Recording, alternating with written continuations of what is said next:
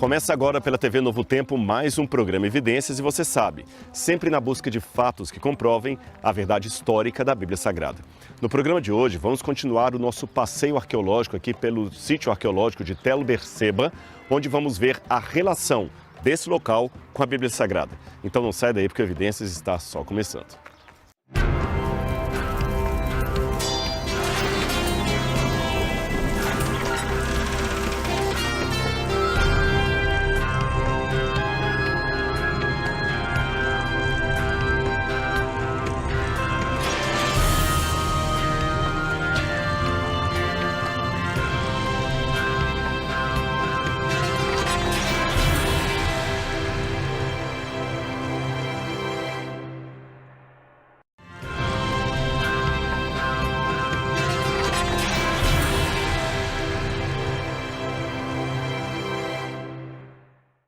De volta com o programa Evidências, mas eu não vou entrar no assunto hoje sobre Tel Berseba antes de dar um presente para você e sua família. Eu estou falando do Guia de Estudos Evidências, feito com muito carinho para você pela equipe da TV Novo Tempo e é um presente dos Anjos da Esperança.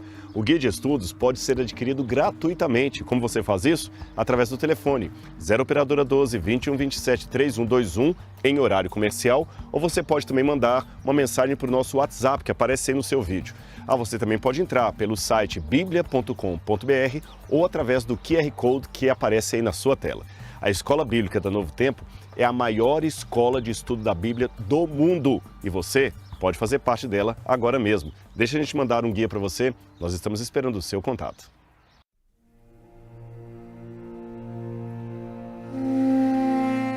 Se você se lembra, no último programa Evidências, nós estivemos com o arqueólogo Federico Cobrin, que nos explicou um pouco sobre as fortalezas no tempo do ferro, na Idade do Ferro, ou seja, na época da monarquia de Israel. E só para recapitular o que nós vimos ali, você aprendeu que as fortalezas ficavam situadas em pontos estratégicos nos limites do reino para interceptar eventuais invasões que viessem contra a capital. É por isso que a capital do reino geralmente ficava numa parte mais central em relação ao mapa, de modo que essas fortalezas que estavam distantes poderiam proteger a população local, poderiam proteger o rei que morava na capital. Em tempos de paz, essas fortalezas serviam para demarcar o território, a distribuir os impostos que eram recolhidos e enviá-los a Jerusalém, e também para resolver problemas locais quando o rei vinha visitar as divisas ou as fronteiras do seu reino. E na época da guerra, você imagina, qualquer exército invasor que viesse atacar um reino, ele tinha como pretensão chegar até a capital, destruir a capital, tomá-la, destruir o rei, subjugá-lo. Então, para chegar até a capital, esse exército invasor, aproveitando a situação que aqui é deserto, ele tinha que atravessar o território em lugares onde havia água, então ele era obrigado a passar por aqui. Mas ao passar por aqui, ele seria interceptado pelo exército que estava dentro da fortaleza. Então havia realmente uma disputa. Se o invasor conseguisse destruir a fortaleza, ele tinha uma barreira a menos para aproximar-se da capital. Você entendeu a estratégia? E aqui nós temos uma maquete que foi mostrada no programa anterior, de como seria esta fortaleza aqui no 8º século a.C. Você tem as muralhas aqui em cor amarela e aqui em cor verde você tem a dupla entrada da cidade, ou na verdade uma entrada só com dois portões, um portão interno e outro externo. Aqui nessa parte entre os dois portões é onde concorria a maior parte das pessoas. Por exemplo, uma caravana que passasse por aqui entraria por esse portão e aqui é onde aproveitariam para cobrar impostos, taxar os elementos que eles estavam levando. Quando havia um julgamento, por exemplo, imaginemos um tribunal de pequenas causas, vamos dizer assim, os anciãos do povo, eles se assentavam entre as portas da cidade. E quando você lê isso na Bíblia diversas vezes, sentado entre as portas, você entende a razão, porque era entre a porta externa e a porta interna que eles se assentavam para julgar o povo. Nós temos muitos exemplos bíblicos disso. Aliás, é por esta razão que a expressão idiomática da Bíblia, eis que o juízo de Deus está às portas, quer dizer, está perto de acontecer, tem como referência isto aqui, porque era à porta da cidade que o julgamento acontecia. E para quem estiver assistindo esse programa e for da área do direito, você entende que para que um juízo, um julgamento, seja realmente justo do ponto de vista jurídico, ele tem que ter publicidade. E a porta da cidade era onde concorriam todas as pessoas. E você nota que havia apenas uma entrada. Assim você facilitaria a proteção dos que estavam dentro. Também a cidade estava construída numa situação mais elevada, de modo que qualquer exército que atacasse estaria em desvantagem posicional, porque ele estaria atacando de baixo para cima. E quem está no ponto mais alto tem vantagem em atacar o que está no ponto mais baixo. Aqui nós temos uma entrada da água, mas essa entrada não ficava visível para o exército inimigo, tá certo? De modo que quem estava aqui dentro, se tivesse abastecimento o suficiente de água e de suprimentos, podia resistir por muitos e muitos dias, enquanto o exército do lado de fora é que seria obrigado a se retirar pela falta de água e de suprimentos. Agora, já que você teve uma ideia de como era uma fortaleza nos tempos da Bíblia, agora você pode entender melhor passagens, como por exemplo o Salmo 46, que diz exatamente assim: Deus é nosso refúgio e fortaleza, socorro bem presente nas tribulações. Deus é o nosso refúgio e a nossa fortaleza. Quando o salmista escreveu estas palavras aqui, ele tinha em mente esse tipo de construção. E ele comparou a proteção de Deus às fortalezas que estavam espalhadas nas fronteiras do reino. Ou seja, se você tem uma fortaleza bem preparada, bem fortificada, você não precisa ter medo aqui, porque numa situação de ameaça, além daquela fortaleza proteger você, caso você esteja no interior dela, ela protegerá a cidade e o rei, porque o seu exército vai interceptar o inimigo. É a este tipo de estrutura que o salmista compara a proteção que é dada por Deus e chama Deus de nosso refúgio e nossa fortaleza. Mas nós vamos continuar o nosso passeio hoje vendo uma outra maquete onde você vai ver o suprimento da água da cidade e como ele seria protegido. Então, vem comigo.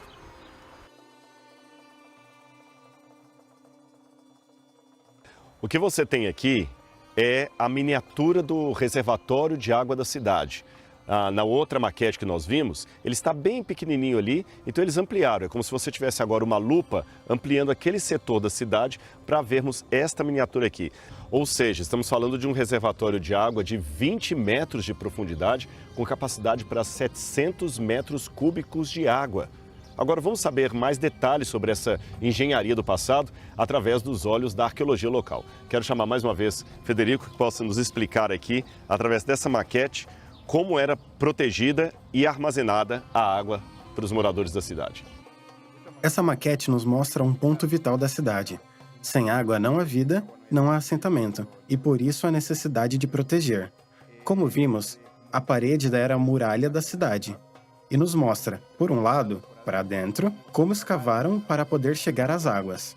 20 metros de profundidade na rocha, fizeram escadas para conseguir chegar ao fundo. E essa parte nos mostra como Nahar Bet-Sheva, que é o riacho que está aqui, entra e nutre de água o reservatório que temos aqui. Essa é uma água de chuva muito comum no inverno, que o riacho traz secretamente. E isso é muito importante. Entra na reserva de água. Toda essa encosta, desde o topo da muralha até o solo, também é artificial. Foi feita nesse ponto para ocultar como a água entra na reserva e ao redor de toda a muralha, ela existe para que haja uma zona livre, para que se possa ver o inimigo quando está subindo, que dificulte a sua subida quando vem para atacar a muralha da cidade. Então, se um exército inimigo fosse cercar a cidade, ele não veria nada disso aqui. E evidentemente que muitos exércitos usavam espiões antes de fazer o ataque para ver se conseguissem descobrir o reservatório de água da cidade, porque seria um ponto vulnerável, é claro, né? Correto.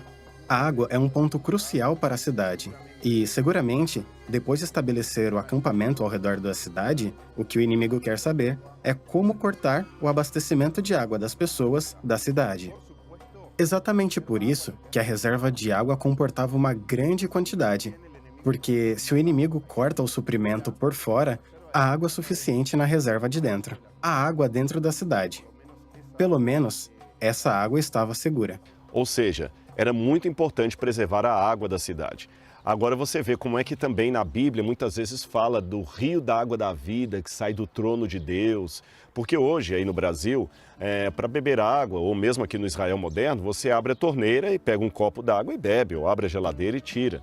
Naquele passado não era tão simples assim a situação. A água era muito preciosa e era muito difícil de você tê-la e preservá-la. Mas agora que você viu a maquete, tem uma ideia como seria no passado, eu e Federico vamos levar você até o sítio original disso, para você ver o que nós podemos hoje encontrar aqui, agora que você já tem uma ideia de como era no passado. Então vamos lá?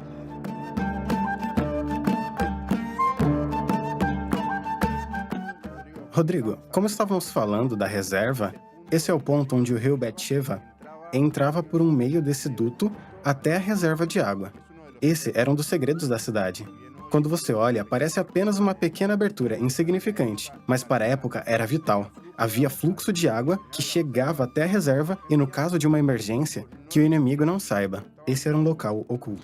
Agora é interessante que o rio Beersheba, que alimenta a cisterna aqui, o reservatório d'água, ele não é um rio que dura o ano inteiro, ele é um rio sazonal, correto? Correto. Esse é um tipo de rio que, aqui em Israel, nós chamamos de Nahar, que só tem fluxo de água na época do inverno com as chuvas. Ou seja, na época da guerra, eles tinham que guerrear numa época também que não tinha água do lado de fora, então também era um desafio para qualquer exército inimigo. Isso mesmo. E cuidavam dessa água que havia entrado durante o inverno, armazenavam na reserva e cuidavam dela durante todo o ano para as emergências. Muito interessante, você vê, não poderiam desperdiçar a água. Sabe, Burke certa vez escreveu algo que me chamou muita atenção. Ele disse, aqueles que negligenciam o conhecimento da história estão fadados a repeti-la. Ou seja, hoje o mundo também, de certa forma, está passando uma crise da água, nós estamos tendo problemas de abastecimento de água. Quem sabe não deveríamos aprender com a sabedoria dos antigos habitantes de cidades como Beersheba ou Beerseba, como armazenar e preservar, economizar a água que nós temos antes que seja tarde demais. Mas vamos conhecer agora então como seria a parte dali. Só lembrando para você que está em casa, isso aqui foi aberto pelos arqueólogos. Nos tempos antigos, na época em que aqui era uma fortaleza, o exército não via esse buraco aqui, tudo isso aqui ficava tapado. Na verdade, você tinha uma pequena elevação aqui artificial, feita pelos arquitetos da cidade para proteger a água. Então, nem isto aqui, nem o que está ali à frente, por onde vamos entrar agora, ficava visível de quem vinha por esta área. Em outras palavras, as muralhas da cidade estavam lá em cima. Então, toda essa parte aqui fora ficava oculta ao exército inimigo, ao quem vinha de fora para dentro, ele não via essa entrada da água. Tudo isso aqui ficava oculto por uma questão de segurança. Agora, para facilitar didaticamente a compreensão de como estava aqui, eles abriram esse buraco, viram que ali você tem o lugar para a água poder passar e mais à frente uma outra escada foi feita para que possamos ver o reservatório como se estivéssemos entrando nele de fora para dentro. Vamos lá então?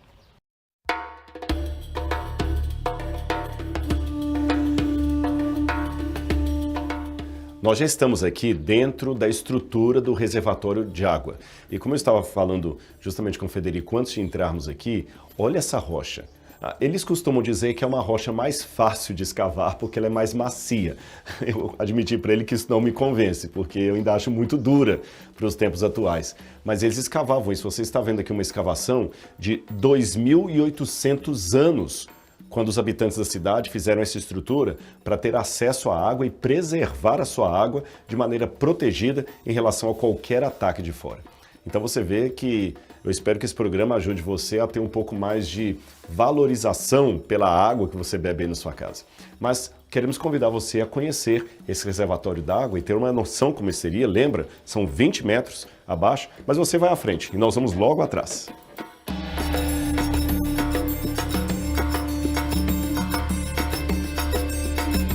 Só para que você em casa possa entender, este corredor onde nós estamos aqui era um dos locais onde a água vinha. A água descia por aqui, originalmente, tá vendo? Olha, você tem abertura até hoje e enchia todo esse lugar aqui.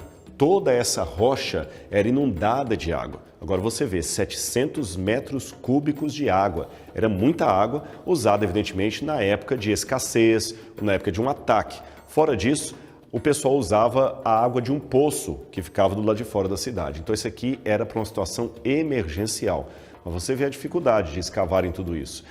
Federico, o que nós temos aqui da rocha natural e o que foi escavado? Como é que foi o processo aqui? Para começar, preciso dizer que foi um esforço importante de poder construir essa reserva com o martelo e cunha. Como se vê atrás, temos as marcas na rocha do martelo e da cunha. Claro que aqui é apenas uma área, porque temos mais partes para trás e para os lados. Estamos aqui numa área pequena da reserva. Tenho que dizer que depois de escavado e depois de polida, a rocha recebia uma camada especial de gesso para que a rocha não absorva a água. Agora, a rocha era extraída daqui e era usada para a construção. Eles aproveitavam para construir as casas e distintos edifícios. E isso deixa claro que eles faziam um esforço enorme, porque sabiam que no momento de emergência eles precisariam. Você percebeu? Agora nós vamos ver de onde o pessoal, uma vez que estavam dentro da cidade, vinham para buscar a água, porque eles não vinham até aqui, evidentemente, aqui ficava todo cheio de água. Então vamos ver a parte das escadas internas à cidade, onde as pessoas desciam para buscar a água ocasionalmente. Vem com a gente.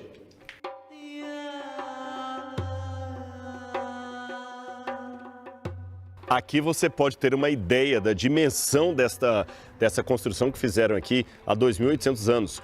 Olha o tanto que as pessoas tinham que descer para buscar água na época de crise, na época de falta de abastecimento, quando eles tinham que pegar a água da reserva, a água da emergência. Ou seja, era um grande trabalho para as pessoas poderem beber um copo d'água por dia. Tudo isso feito há milhares de anos no passado. Agora nós vamos saber mais uma coisa sobre os moradores dessa cidade. Federico, quem morava aqui dentro da cidade naquela época? Essa cidade, como falamos, tem como moradores os agentes do governo dessa área da parte sul do Reino da Judéia. Dentro dessa cidade fortaleza administrativa, existia a elite dessa área. No entanto, a população é maior. Havia pessoas que viviam ali. Tente-se imaginar que as demais pessoas viviam fora dos muros da cidade fortaleza. Pessoas de menores posses. E também temos que imaginar que vinham para cá um número muito grande de comerciantes que vinham da Arábia Saudita, da Jordânia e da costa, se concentravam nesse local. Paravam para tomar água, para fazer comércio. Assim, temos que imaginar uma cidade muito maior do que vemos dentro das muralhas. Muito bem, agora eu sei que tem um mirante logo ali que dá para ver a cidade toda lá de cima e ter uma ideia do plano hipodâmico da cidade. Então, nós vamos convidar você agora para ver Beersheba desde cima para ter uma noção de como seria o contorno da cidade naquela época, tá bem? Então, vem com a gente.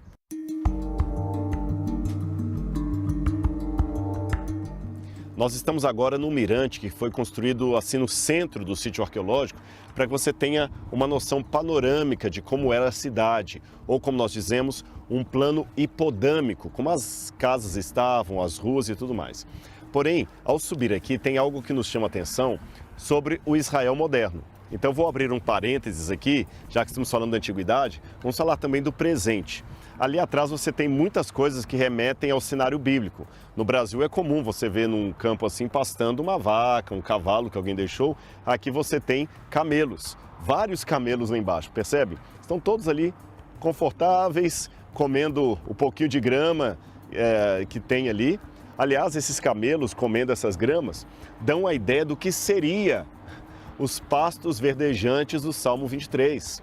Davi, quando andava com as suas ovelhas pelo território que hoje nós chamamos de Israel, os pastos verdejantes para onde ele levava as ovelhas não era aquele campo todo verdinho, como a gente imagina no Brasil, ou num desenho animado, ou numa fotografia com Photoshop, não, era desse jeito. Aí você entende por que o Salmo fala: o Senhor é meu pastor, de nada terei falta. Ele me faz repousar em pastos verdejantes. Ou seja, com Deus, até o que é escasso se torna bênção. Falando em escassez, Israel tem uma preocupação muito grande com a preservação da água, com o consumo da água, que vem desde os tempos antigos até hoje. Só para relembrar, o reservatório d'água fica bem ali de onde o pessoal está saindo nesse momento. Ali você tem o reservatório d'água protegido, ou seja, quem estava dentro da cidade iria buscar água ali. Isto em tempos de guerra ou de escassez, porque do lado de fora da cidade nós temos 2 poços. Agora, a incógnita, que a gente até conversou um pouco sobre ela durante o intervalo, é por que um poço do lado de fora da cidade? Por que não construíram um muro cobrindo aquele poço? Há várias ideias. Alguns pensam que o poço pode ser de uma datação posterior ao assentamento. Outros pensam que pode ser pelo fato de que muitas famílias moravam fora da cidade e o poço seria para, eventualmente, dar água para essas famílias. Mas aí vem outra pergunta, e num eventual ataque militar, esse poço estaria desguarnecido? São mistérios da arqueologia. Agora, aqui você tem o rio Beersheba, que tem o mesmo nome do sítio arqueológico, e já foi explicado pelo Frederico que esse rio é sazonal. Ele aparece mais na época do inverno, depois ele desaparece. Você tem um lençol freático, é claro, mas o rio ele é caudaloso, ou pelo menos dá água bastante na época do inverno. Aí eles têm que preservar a água. Agora, se você olhar bem ali à minha frente, você tem um lago artificial feito justamente com água reciclável, ou seja, ou reciclada, melhor dizendo. Uma água de banho, as pessoas tomaram banho, essa água vai para lá. E eles aproveitam essa água para irrigar a agricultura local. E logo atrás desse lago de água, um lago artificial, como eu falei, você tem placas para energia solar, placas solares. Você vê, Israel dá um significado muito mais importante para a palavra reciclagem, porque eles dependem disso. Afinal de contas, cerca de 63% do território israelense é constituído de desertos, como o Negev, onde nós estamos agora. Federico, fale com a gente um pouco dessa cultura israelense de preservar águas, recursos naturais. Como trabalha isso hoje em Israel? Como é a mentalidade de alguém vivendo aqui sobre essa temática? Há um incentivo muito grande tanto em reutilizar e reciclar a água que usamos. A água do esgoto reciclada para a agricultura, de forma que esse lago artificial não é uma novidade, pois há em quase todos os locais aqui. Cada assentamento que está perto de uma área de agricultura, você verá um. Está cheio deles. E, na verdade, é um esforço muito grande, porque você vai lembrar da reserva que vimos. Esse é um esforço muito grande, porque você sabe que a água traz resultados. A questão da água, temos ouvido que há escassez de água em todo o mundo, então essa é uma cultura muito forte. Então, aproveitamos energia solar e renováveis. Israel investe muito em cada lugar também. Essa usina de energia solar que você vê não é uma exceção, e sim uma regra. Aqui está cheio delas. E hoje em dia, eles estão presentes em lugares em que não há uma grande necessidade. Como, por exemplo, nas rodovias, nos lugares em que há essas intersecções. Usamos para instalar esses painéis solares para aproveitar ao máximo da energia solar e do uso da água. Muito bem. E vamos agora então conhecer um pouquinho, vamos voltar, já que falamos do Israel moderno, vamos voltar então agora ao período do ferro, ao período em que essa cidade aqui estava no seu apogeu, na época da monarquia de Israel, e vamos agora ver o que nós estamos aqui contemplando. Conforme foi dito pelo Frederico, quem morava aqui dentro eram pessoas, membros da elite. As pessoas mais simples moravam do lado de fora da cidade. Aliás, tem uma passagem no Novo Testamento que tem relação com isso. Quando Jesus fez uma profecia e falou o seguinte: filhas de Jerusalém, não chorem por mim, chorem antes por vocês mesmas. Essa expressão filhas de Jerusalém, de acordo com o que nós temos na tradição do Talmud, filhas de Jerusalém referiam-se àquelas aldeias de Jerusalém que ficavam fora dos muros da cidade. Ou seja, num eventual ataque de um exército inimigo, as cidades que estavam do lado de fora, ou melhor, as aldeias que não estavam com muros, fazendas, eram os primeiros a serem atacados. Eles dependiam da misericórdia realmente do povo da cidade para abrir os portões e deixá-los entrar. Mas se o ataque era iminente, talvez não dava tempo disso. Então quem estava lá fora era o primeiro a sofrer o ataque, caso não conseguisse alcançar a tempo o interior da cidade. Agora, uma vez que estavam aqui dentro, estavam teoricamente seguros, não é isso? Onde é que ficaria aqui os armazéns públicos para estocar? Que nós já vimos o estoque de água, que era ali, e o estoque de alimentos. Onde ficava? O estoque de alimento está nessa direção, perto dos portões. Porque nos portões é onde tem o fluxo de comerciantes, em tempos de paz, é claro. Chegam os comerciantes, fazem suas negociações. Esse é o lugar de administração da cidade, e ao lado dos portões ficavam os armazéns. O que eles guardavam? Que tipo de comida eles armazenavam? Guardavam, com toda certeza.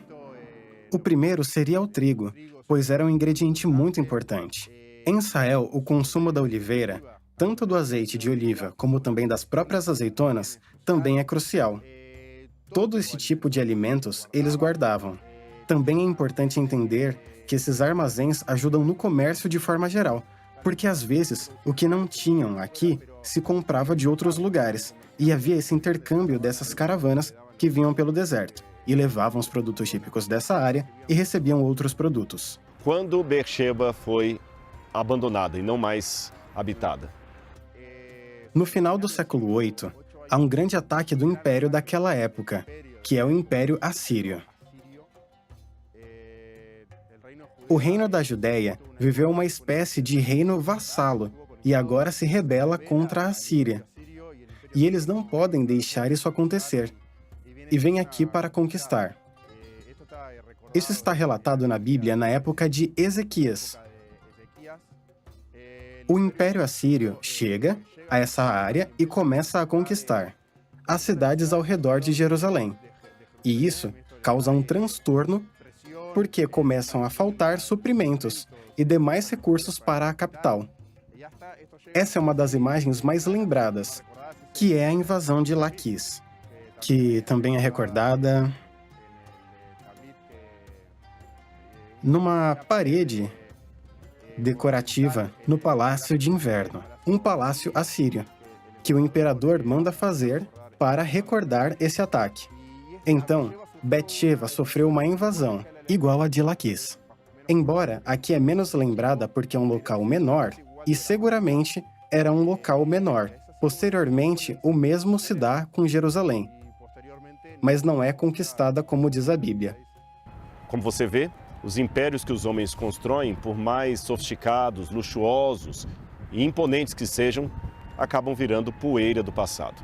Porque a vida é efêmera, os valores eternos é que permanecem. Eu espero que você tenha gostado do programa de hoje, mas semana que vem temos mais um encontro aqui na TV Novo Tempo para mais um programa Evidências. Um grande abraço e até lá!